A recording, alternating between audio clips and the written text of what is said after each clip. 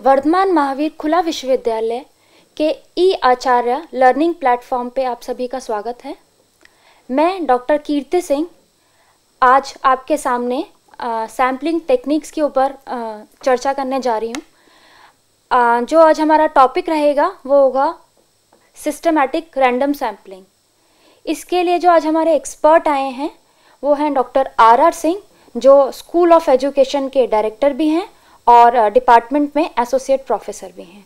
तो सर, आज हम चर्चा करेंगे सिस्टमैटिक रैंडम सैम्पलिंग के ऊपर।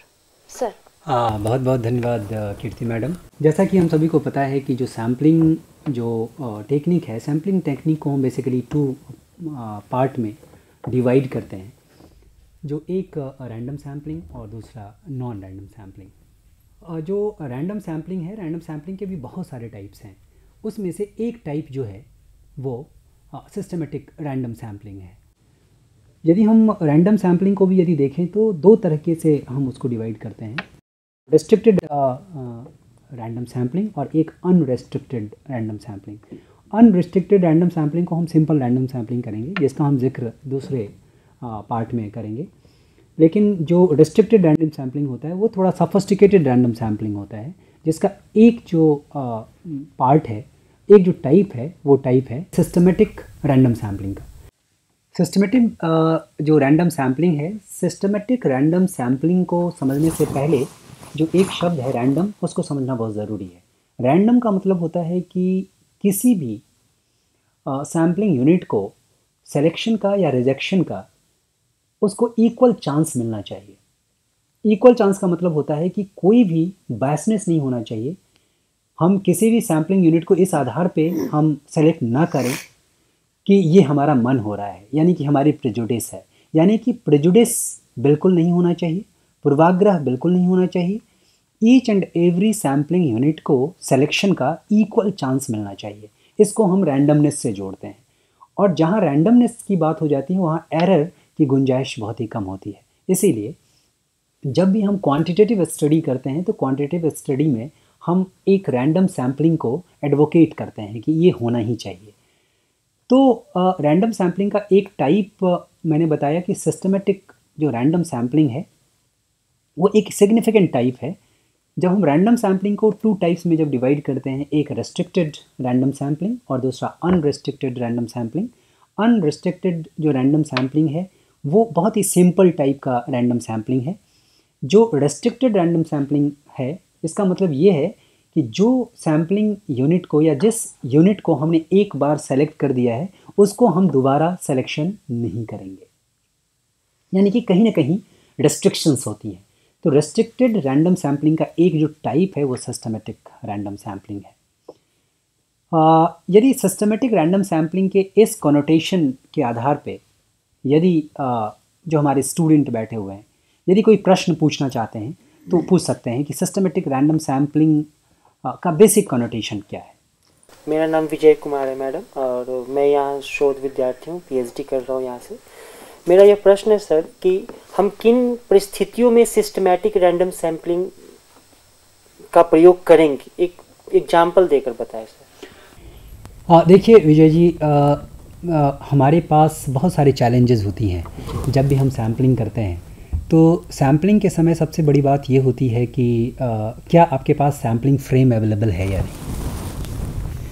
क्योंकि मैंने कहा कि ये एक रैंडम सैम्पलिंग है, और रैंडम सैम्पलिंग का जो सबसे प्रीरिक्विजिट कंडीशन जो है, जो पूर्व आवश्यक शर्त है कि आपके पास पॉपुलेशन का कंप्लीट एनलिस्टमेंट होना चाहिए, जिस एनलिस्टमेंट को हम सैम्पलिंग फ्रेम कहते हैं।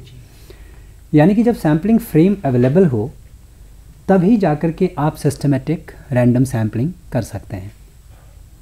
उसकी बात यह है कि जैसा कि मैंने कहा कि पॉपुलेशन की सारी यूनिट के बारे में आपको जानकारी हो जी, और जब स्टडी का प्रिसीजन लेवल काफ़ी हाई हो। यदि आप चाहते हैं कि हम जनरलाइज करना चाहते हैं, आपने कुछ यूनिट को सेलेक्ट किया सैंपल के रूप में, उसके एट्रीब्यूट्स को आपने स्टडी किया जिसको हम स्टैटिस्टिक्स कहते हैं, और उस एट्रीब्यूट्स के आधार पे जिसको हमने स्टैटिस्टिक्स कहा है, पॉपुलेशन के एट्रीब्यूट्स को की हम कल्पना करते हैं, उसका अनुमान लगाते हैं जिसको हम पैरामीटर कहते हैं। यानी कि स्टैटिस्टिक्स के आधार पे हम पैरामीटर की कल्पना करते हैं। यानी कि जब जनरलाइजेशन, इस प्रक्रिया को हम जनरलाइजेशन भी कहते हैं। स्टैटिस्टिक्स के एट्रीब्यूट्स के आधार पे हम पैरामीटर की जब कल्पना करते हैं तो इस प्रोसेस को हम जनरलाइजेशन कहते हैं। यानी कि जब हमारा स्टडी जनरलाइजेशन के लिए बना हो और आप जनरलाइजेशन करना चाहते हैं, सामान्यीकरण करना चाहते हैं, और उसकी एक्यूरेसी लेवल आप चाहते हैं कि बहुत ही अधिक हो, प्रिसाइज हो, तो ये एडवोकेट की जाती है कि आपको रैंडम सैम्पलिंग करनी चाहिए। और रैंडम सैम्पलिंग में जो सिस्टमेटिक रैंडम सैम्पलिंग है, मीन्स क्या कि एक सिस्टम होता है।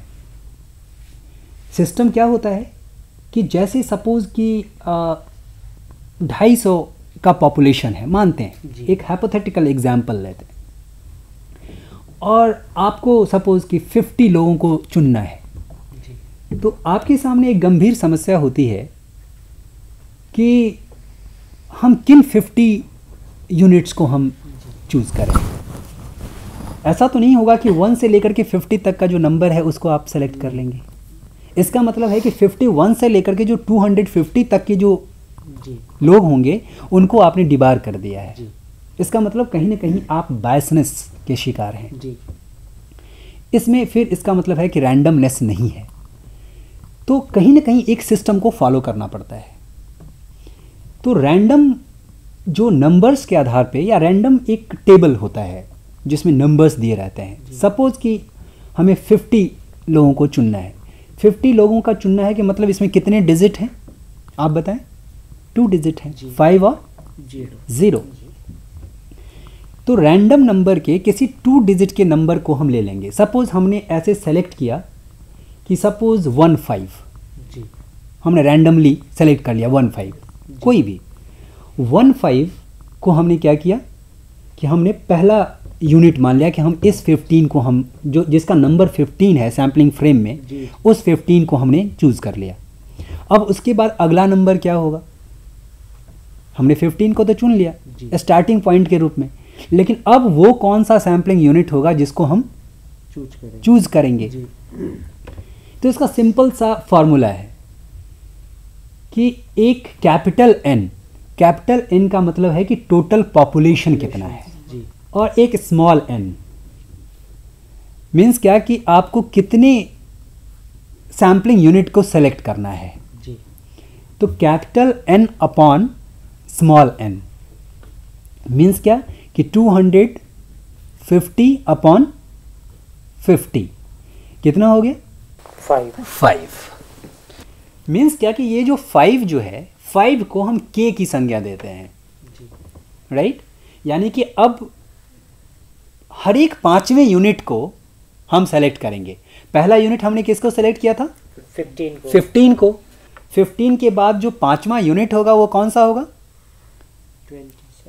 16वां, 17वां, यानी कि 16 नंबर, 17 नंबर, 18 नंबर, 19 नंबर और 20 नंबर। यानी कि अगला जो 20वां नंबर होगा वो हमारा अगला सैंपल होगा। फिर अगला 5वां यानी कि 25वां, फिर अगला 5वां, फिर 30वां। इस तरीके से सिस्टमैटिक चलता है, इसलिए हम इसको सिस्टमैटिक रैंडम सैम्पलिंग कहते हैं। तो इस तरीके से हम लोगों ने देखा कि सिस्टमैटिक रैंडम सैम्पलिंग का मतलब ये है कि एक सिस्टम होता है, उस सिस्टम को कैसे हम फाइनलाइज करते हैं। सिस्टम को फाइनलाइजेशन का मतलब ये होता है कि हमारे पास ये सबसे पहले पता होना चाहिए कि पॉपुलेशन का साइज़ कितना है, सैम्पलिंग फ्रेम की अवेलेबिलिटी है कि नहीं। जैसा कि विजय जी ने पूछा कि हम किस किस कंसिडरेशन को ध्यान में रखें, तो ध्यान में रखने के लिए सबसे मैंने बताया कि जो टाइप्स ऑफ स्टडी क्या है। मीन्स है कि हमें जनरलाइज करना है या हमें कुछ और भी। तो यदि जनरलाइजेशन का मुद्दा है, प्रिसीजन को बहुत हाईएस्ट लेवल पे रखना है, यदि हमें रैंडमनेस का भी ख्याल रखना है और रेस्ट्रिक्टेड रैंडम सैम्पलिंग का भी हमें प्रयोग करना है, तो इन सब मुद्दों को यदि हम अपने स्टडी में कंसिडर करते हैं तो हम यहाँ पे सिस्टमेटिक रैंडम सैम्पलिंग का प्रयोग करते हैं। धन्यवाद सर। आपका कोई प्रश्न? मैं शौकत अली, भूगोल का शोध छात्र। सर मेरा एक प्रश्न है कि जो सिस्टमेटिक रैंडम सैम्पलिंग है इसके कुछ लिमिटेशंस हैं, कुछ सीमाएं हैं इसकी? बिल्कुल। मैं पहले बताना चाहूँगा कि जो सिस्टमेटिक रैंडम सैम्पलिंग, हर एक सैम्पलिंग की अपनी एक लिमिटेशन होती है और उन सारी लिमिटेशंस को कुछ लिमिटेशंस ऐसे भी होती हैं जो आपको कहीं ना कहीं डिलिमिट करती हैं और आपको कंपेल करती हैं कि यदि ये कंडीशन फुलफ़िल हो तभी जाकर के आप इस तरीके के सैम्पलिंग टेक्निक को आप अपनी स्टडी में प्रयोग कर सकते हैं। जैसे कि विजय जी ने भी पूछा था और मैंने एक कंडीशन बताया था कि मतलब आपके स्टडी का उद्देश्य क्या है, क्या पॉपुलेशन नोन है या पॉपुलेशन के each and every unit unknown है। तो सिस्टमेटिक रैंडम सैम्पलिंग की जो सबसे पहली लिमिटेशन ये है कि पॉपुलेशन की each and every unit known होना चाहिए। यदि एक या दो यूनिट भी अननोन है तो वहाँ पे रैंडमनेस की गुंजाइश नहीं होगी, यानी कि आपके पास इसका मतलब सैम्पलिंग फ्रेम की अनअवेलेबिलिटी है, अनुपलब्धता है। तो यदि of course sampling frame he unavailable है तो आप रैंडमली सेलेक्ट तो नहीं करेंगे। जो यूनिट गायब होगा उस सैम्पलिंग फ्रेम से, यानी कि उसके सिलेक्शन के तो चांसेस आएंगे ही नहीं। इसका मतलब ये है कि आपके पास बिल्कुल सैम्पलिंग फ्रेम बिल्कुल रहना चाहिए, पॉपुलेशन की ईच एंड एवरी यूनिट आपके पास होना चाहिए, फिर आप सिस्टमेटिक आप सेलेक्ट कर सकते हैं। और n का जो k की जो वैल्यू है मैंने बताया है कि जैसे सपोज़ आप, मैं एक मेरा प्रश्न है कि आपने ठीक से समझा या नहीं, कि यदि सपोज़ 1000 पॉपुलेशन की पूरी यूनिट है मानते हैं और हमें 100 लोगों को सेलेक्ट करना है सपोज़, तो k की वैल्यू कितनी होगी? 10 होगी। Very good. आपने क्या किया कि 1000 को 10 से डिवाइड कर दिया, कैपिटल N को स्मॉल n से आपने डिवाइड कर दिया, यानी कि पहला कोई एक नंबर को हम रैंडमली सेलेक्ट कर लेंगे। मान लें कि हमने रैंडमली सेलेक्ट किया 9th को, जो 9th सैम्पलिंग फ्रेम में जो 9वें नंबर पे जो सैम्पलिंग यूनिट है मैंने उसको सेलेक्ट कर लिया। तो अब जो अगला जो सैम्पलिंग यूनिट होगा वो कौन सा होगा? 19th होगा। आप यदि ये गेस करें या एक कल्पना करें कि यदि आपके पास 19th नंबर का यूनिट है ही नहीं तो क्या आप सेलेक्ट कर सकते हैं? नहीं कर सकते। तो बहुत बड़ी लिमिटेशन ये है कि आपके पास एक तो वक्त होना चाहिए, आपके पास पॉपुलेशन की ईच एंड एवरी यूनिट को के बारे में आपको पता होना चाहिए और फिर आपको एक एक्सपर्टीज़ भी होना चाहिए।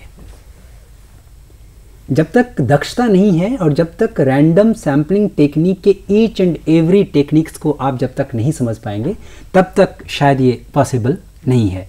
तो थोड़ा सा सफिस्टिकेटेड है, क्योंकि एक्यूरेसी बहुत ज़्यादा है इसलिए थोड़ा सा सफिस्टिकेटेड है। तो ये एक इसकी लिमिटेशन है। Thank you sir. धन्यवाद सर। यहाँ पे मेरा भी एक प्रश्न है।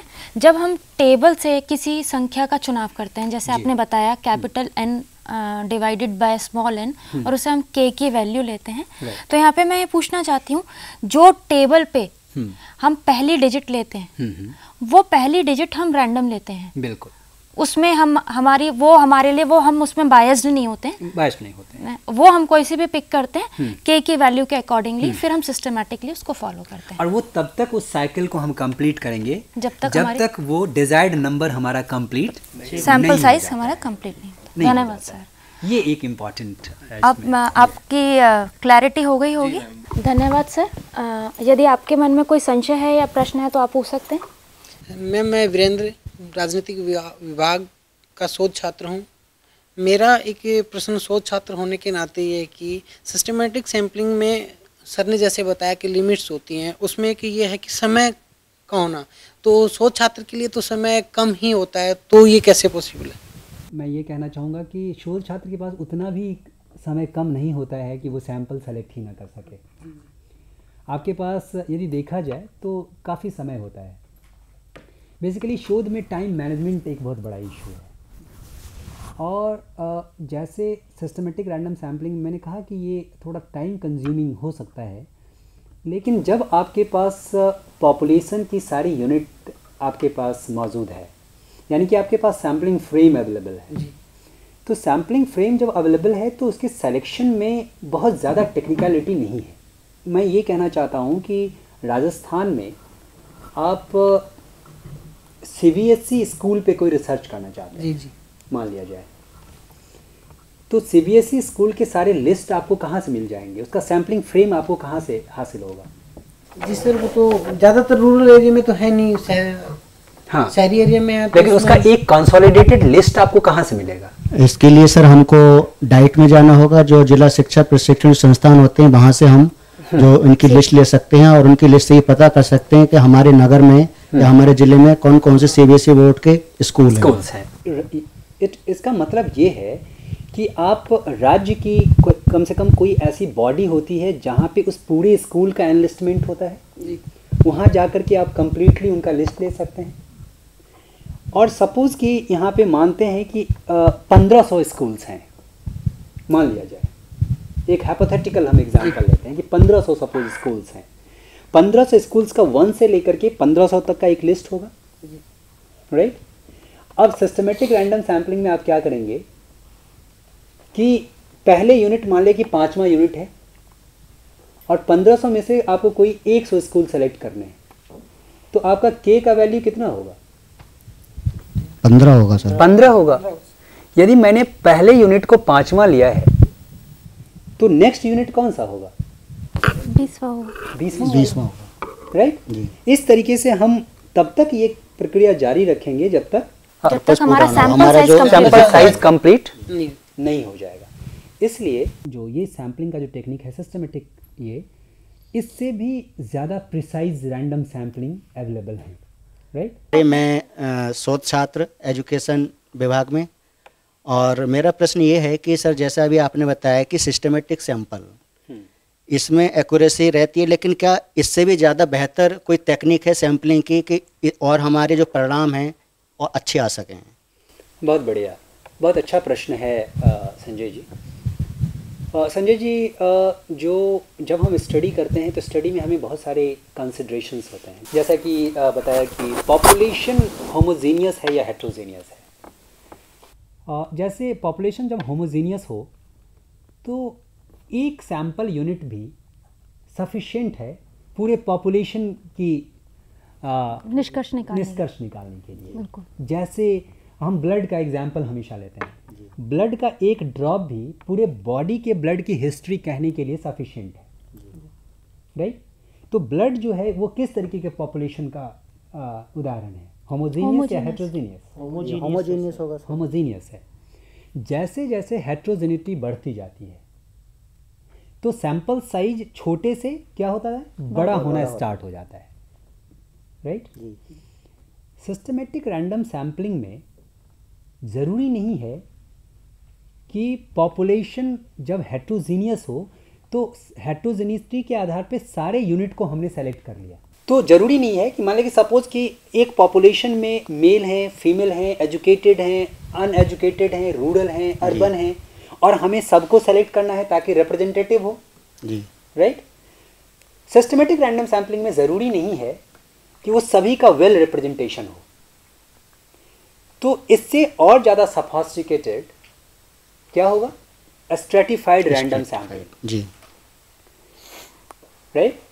तो सिस्टमेटिक रैंडम सैम्पलिंग से यदि एक कदम हम और आगे बढ़ते हैं तो सिस्टमेटिक जो स्ट्रेटिफाइड रैंडम सैम्पलिंग है, स्ट्रेटिफाइड रैंडम सैम्पलिंग से हेट्रोजीनियस पॉपुलेशन के ईच एंड एवरी कंपोनेंट को हम सेलेक्ट कर सकते हैं सैंपल के रूप में और उसका अच्छे से हम जनरलाइजेशन कर सकते हैं, तो इसका निष्कर्ष बहुत ही।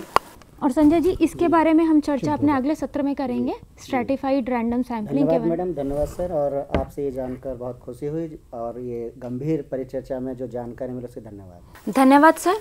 मैं उम्मीद करती हूँ कि शोध छात्रों के सभी प्रश्नों के उत्तर मिल चुके होंगे। उनके मन में जो संशय था सिस्टमैटिक रैंडम सैम्पलिंग को लेकर, वो उसको काफ़ी हद तक उत्तर मिल चुका होगा। धन्यवाद सर। मैं उम्मीद करती हूँ कि आप अगली बार भी यहाँ पे उपस्थित रहेंगे और हमारे शोध छात्रों की यूं ही मदद करते रहेंगे। बिल्कुल। धन्यवाद सर। मैं वर्धमान महावीर खुला विश्वविद्यालय की ओर से सर का पुनः से धन्यवाद करती हूँ।